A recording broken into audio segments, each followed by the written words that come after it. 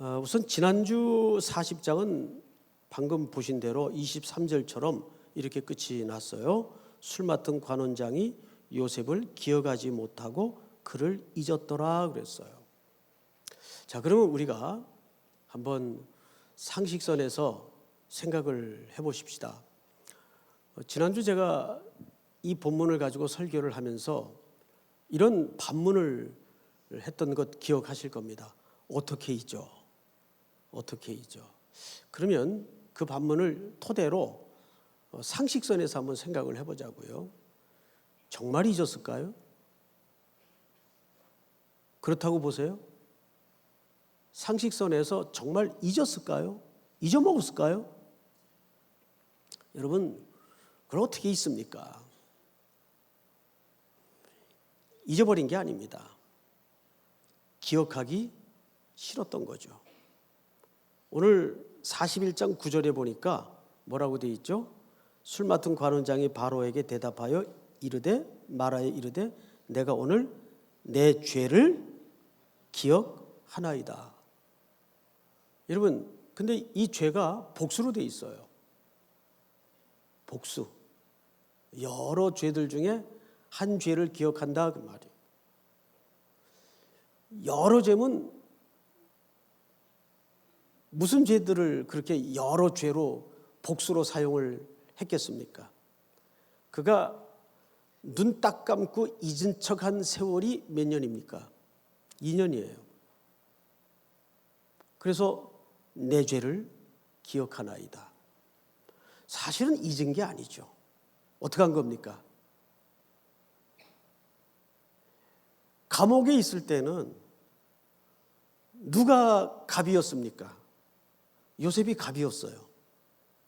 전옥의 모든 책임을 요셉이 위임받아 맡아 죄수들을 섬겼으니까. 그리고 술 맡은 장관, 떡 맡은 장관은 사실상 을이었어요. 그리고 꿈을 해석해 주는 관계를 통해서 피차 채무 관계가 발생하죠. 그리고 술 맡은 장관은 복직이 되어서 나갑니다. 그런데 이때부터 갑을이 바뀌어요. 누가 이제 갑이 됩니까? 복직이 됐으니까 술 맡은 장관이 갑이 되죠. 여전히 감옥 안에서는 직급을 가진 뭡니까? 죄수예요. 직급을 가졌더라도 죄수입니다. 그럼 누가 을입니까? 요셉이 을이에요. 술 맡은 장관의 입장에서 그거 돌아보고 싶겠습니까? 자기가 감옥에 어떤 억울함과 누명을 쓰고 들어갔는지는 몰라도 그 어려웠던 시간을 기억하고 보온을 할 수 있는 사람은 상식적으로 많지 않아요. 늘 사람은 변질이 됩니다. 사실 이 전체 맥락 속에서 정확하게 40장 마지막 절을 보면 히브리 말이 이렇게 되어 있어요. 마지막 절을 벨로 자카르 사르 하마슈킴 엣 요세프 바이슈 카헤흐 이렇게 되어 있어요. 무슨 소리인지 알겠죠? 이게 뭐냐면 잊었다라는 뜻입니다. 어쨌든 잊었다. 자, 그런데 그 맨 마지막 단어인 바이슈 카헤흐라는 단어가 사실은 잊었다라는 말보다는 무시했다라는 뜻입니다. 무시했다.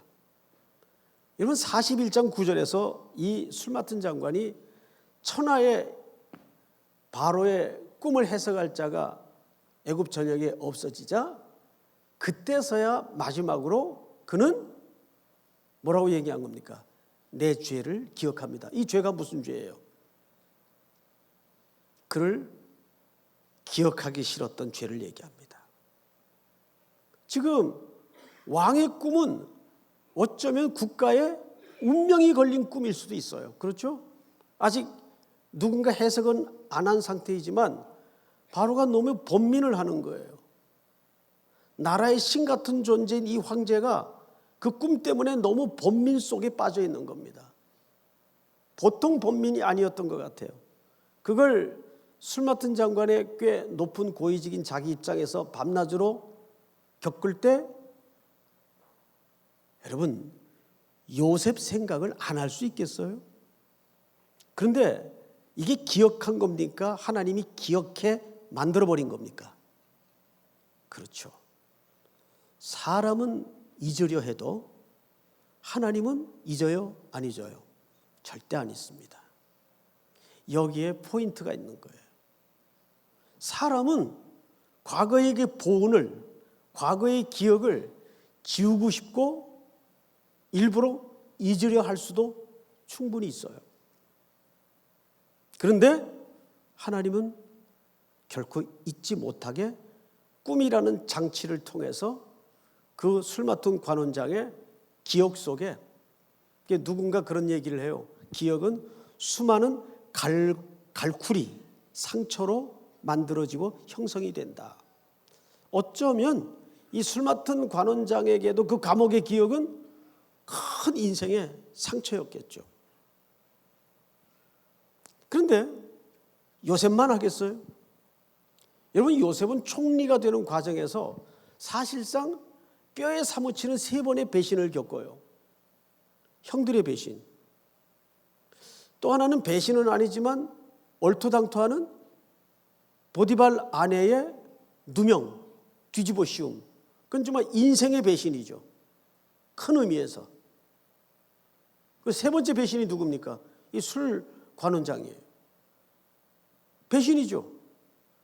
보온을 입었으면 당연히 그 보온에 대한 응당한 베풀미 있어야 마땅한 사람 살아가는 정리 아니겠어요? 그런데 그는 그 기억을 지우고 싶었던 것 같아요. 기억하기 싫었던 것 같아요. 그래서 지우려고 했고 잊으려고 했어요. 하나님은 하나님의 사랑하는 백성을 회복시키기 위해서 절대 안 잊습니다. 결국은 바로라는 꿈을 장치를 설치해서 기어코 그 술 맡은 관원장의 입을 통해 그 기억을 토해내게 만들고야 맙니다. 믿습니까? 그래서 요셉은 우여곡절 끝에 바로 앞에 섭니다. 자, 그런데 바로 앞에서 희한한 얘기를 하나 합니다. 14절을 볼까요?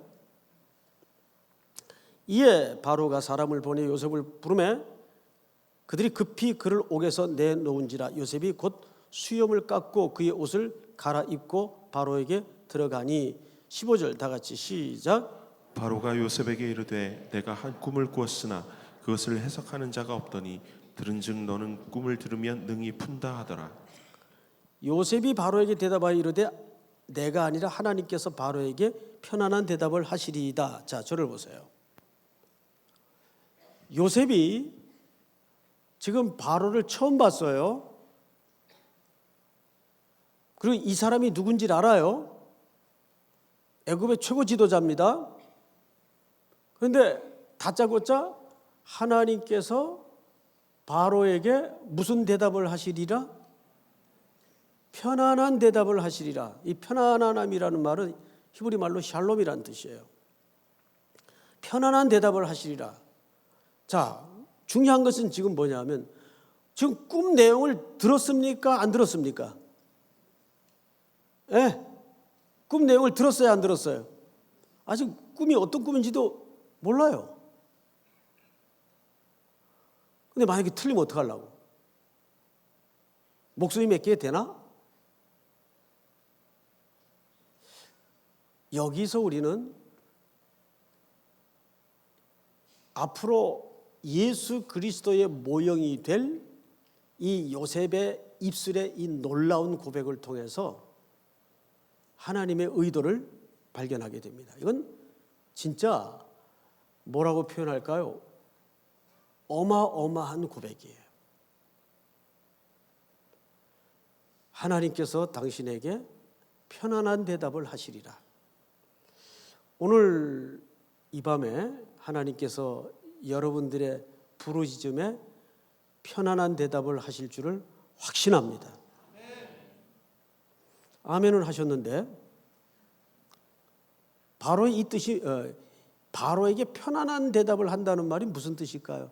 여러분 이런 말 아닙니다. 아 그냥 잘 될 거야. 이런 격려 아니에요. 이제 요셉은 한 가지 오랜 감옥 생활을 통해서 거듭되는 배신과 억울한 고난의 시간들을 통해서 몸으로 터득된 체득된 고백이 하나 나온 겁니다. 뭐죠? 우리 요셉의 이야기를 시작할 때 무슨 단어와 함께 시작을 했나요? 형통이라는 단어입니다. 형통이라는 것은 내가 원하던 바가 이루어지는 게 형통이 아니라 그랬어요. 형통이라는 것은 네 가지로 설명을 했습니다. 하나님의 계획이 나를 통해서 진행되고 완성되는 것. 이게 성경이 말하는 형통의 정의예요. 그렇다면 지금 바로가 누굽니까? 감히 바로 앞에서 이 요셉이 했던 하나님께서 당신에게 편안한 대답을 하실 것입니다라는 이 말은 목숨이 왔다 갔다 하는 어마어마한 고백이에요. 그럼에도 불구하고 요셉은 이 대답밖에는 할 게 없어요. 왜요? 상황이 어쨌든 간에 그게 인간의 눈으로 볼 때는 길이든 흉이든 누구의 뜻이 선다는 걸 이젠 아는 거예요. 예? 그렇죠. 그것이 흉한 모습이든 길한 모습이든 요셉은 몸으로 배운 지식이 하나 있어요. 하나님의 뜻이 선다는 걸 알게 되었어요. 그러면 여기서 편안한 대답의 정체는 뭡니까? 내가 원하는 대로 잘 된다는 게 편안한 것일까요? 그 얘기를 하는 게 아니죠. 편안한 대답이라는 것은 하나님의 계획을 얘기하는 거예요. 저는 이 요셉이 바로 앞에 세워져서 이 고백을 하기까지 그가 겪어냈을 수많은 묵상, 하나님과의 치열한 싸움 없었겠어요? 이번에 신성 교사님이 그런 얘기를 하더라고요. 목사님, 제가 1년은 너무 힘들어가지고 몸도 다치고 그랬던 적이 있어서 여긴 내가 선교할 땅이 아닌가 보다 하고 정말 목양실 들어가서 목사님한테 저 그냥 볼리비아로 가겠습니다. 그분이 잠깐 볼리비아 이민 생활을 했던 적이 있거든요. 그러려고까지 했었대요. 여기까지 나왔대요. 한국에 나올 때 이번에 가서 말씀을 드려야 되겠다. 그런데 하나님은 실수가 없으시더라는 거예요. 그리고 들어와서부터 어느 날 쿠바가 어느 여기 형제가 케냐인가 탄자니아인가 떠나기 전에 했던 유명한 어록 있죠. 미얀마가 어느 날 내 마음속에 들어왔습니다. 미얀마군요. 미얀마. 탄자니아가 아니라 미얀마가 어느 날 내 마음속에 들어왔습니다. 나라는 지금 헷갈립니다. 근데 어느 날 쿠바 사람들이 그렇게 정감이 있어 보이고 이뻐 보이더래요. 그게 탁 마음에 확신이 들고 확인이 되니까 만 가지 불편한 게 거긴 실제 뭐 인터넷으로 영상 하나 사진 하나 받을 수가 없어요. 와이파이가 되는데도 힘들어요. 다 차단을 해놨기 때문에 다 감청을 하고 도청을 해서 실질적으로 어려워요. 아직도 보이지 않는 그 사회주의의 서슬퍼런 감시망이 굉장히 살벌합니다. 그런데도 그게 싹 무시되더라는 거예요. 쿠바 백성들이 자기 마음속에 어느 날 들어오면서부터 너무너무 귀하게 보이고 이쁘게 여겨지고 다 친구처럼 형님 동생 막 가족 같은 마음이 들더라는 거예요. 그러면서 하는 얘기가 지난 3년은 하나님이 저를 바꾸시는 시간이었습니다. 3일교회 해선부 맡아 있을 때는 그냥 선교 현지에 우리 청년들 보내기만 하니까 현장의 고충, 현장의 불편함, 선교사님들의 애로사항 이거 전혀 몰랐다는 거예요. 근데 자신이 직접 3년 동안 쿠바 땅에서 그걸 온몸으로 겪으면서 알겠다는 거죠. 하나님은 이렇게 역사하시는구나. 그러면서 맨 끝에 하나님은 정말 빈틈없고 실수 없으신 분이라는 거. 우리 그거 하나 알면 되는 거예요. 믿습니까? 우리가 그거 하나만 알고 확신이 있다면 내 가는 길에 구정물이 나오고 바람이 좀 불고 잠깐 햇빛이 비치더라도 거기에 일희일비하지 않는다는 거죠. 요셉은 지금 꿈 얘기도 안 들었어요. 어떤 꿈이 바로의 입에서 튀어나올지 몰라요. 그런데 선언하고 들어가죠. 뭐라 그랬다고요? 하나님이 당신에게 편안한 대답을 하실 겁니다. 저는 오늘 여러분들이 이 밤에 기도줄을 붙들고 부르짖을 때 그 약속의 말씀을 붙들고 기도하십시오. 하나님께서 오늘 이 밤에도 여러분들의 부르짖음 속에 그 편안한 대답을 준비하실 거라고 저는 확신합니다. 믿습니까? 우리 POP 찬양들 팀들 나오셔서 같이 한번 찬양하십시다. 우리 날마다 숨쉬는 순간마다 이 찬양 다 아시죠? 이 찬양 부르고 우리 기도 좀 같이 하도록 하겠습니다.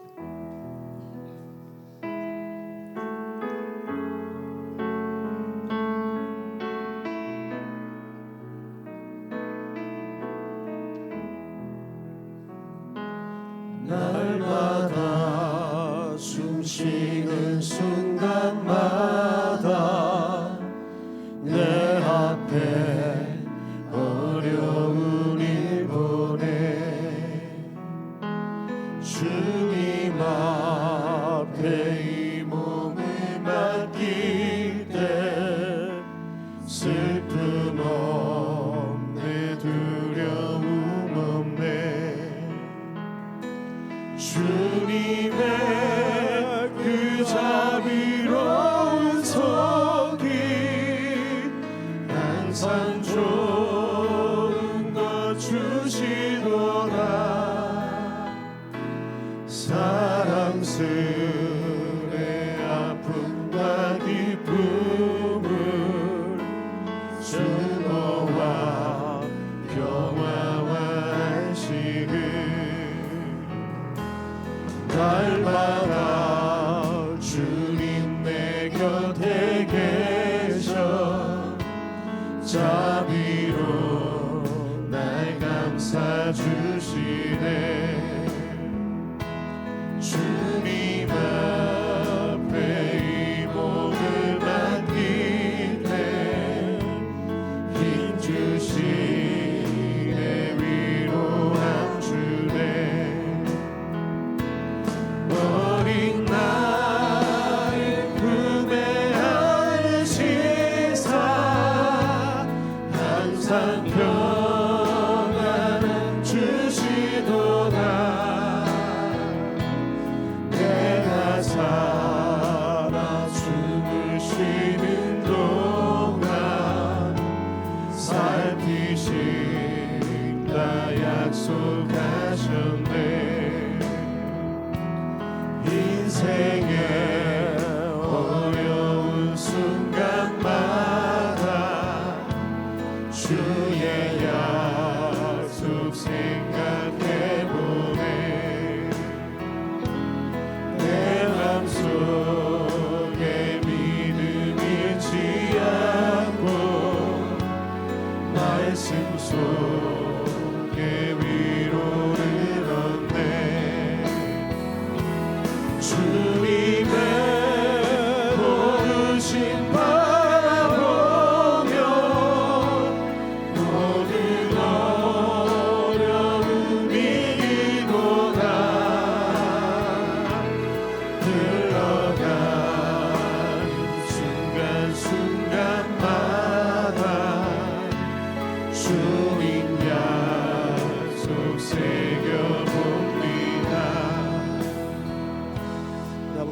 기도합시다.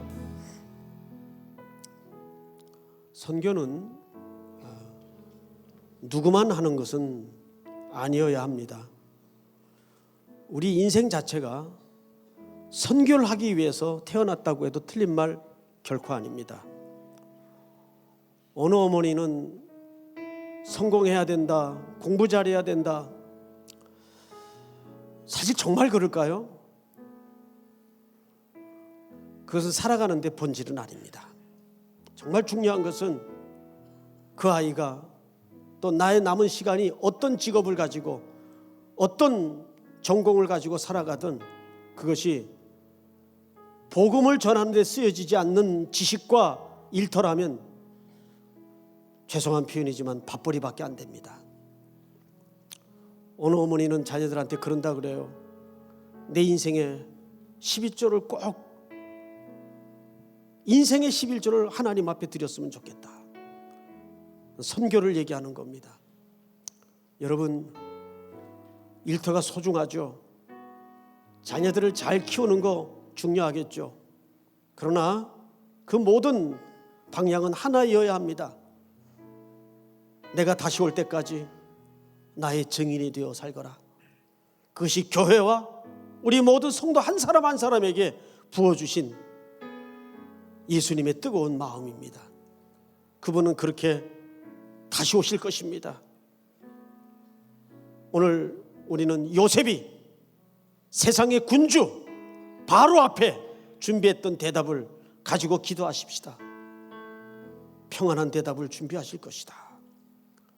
여러분, 적어도 세상을 향하여 그렇게 맞서는 당당함과 담대함과 고백을 가지고 기도해야 되지 않겠습니까? 오늘 주신 말씀 붙들고 하나님, 나의 모든 남은 인생길이 계속 복음을 증거하는데 쓰임받도록 도와주시옵소서. 어떤 직종이든 어떤 직업이든 어떤 삶의 모양이든 하나님의 나라를 증거하고 땅끝까지 주의 몸된 교회를 세우는데 우리의 모든 생의 에너지가 집중될 수 있도록 도와주시옵소서. 아울러 우리 교회가 파송한 선교사님들을 한 사람 한 사람 이름을 외워가며 불러가며 기도하십시다. 우리 이 시간 다 같이 한번 주여 부른 다음에 통성으로 기도합니다. 주여! 사랑하시는 아버지 하나님, 은혜를 진심으로 감사합니다. 오늘도 우리들에게 귀한 말씀을 주시고 하나님 앞에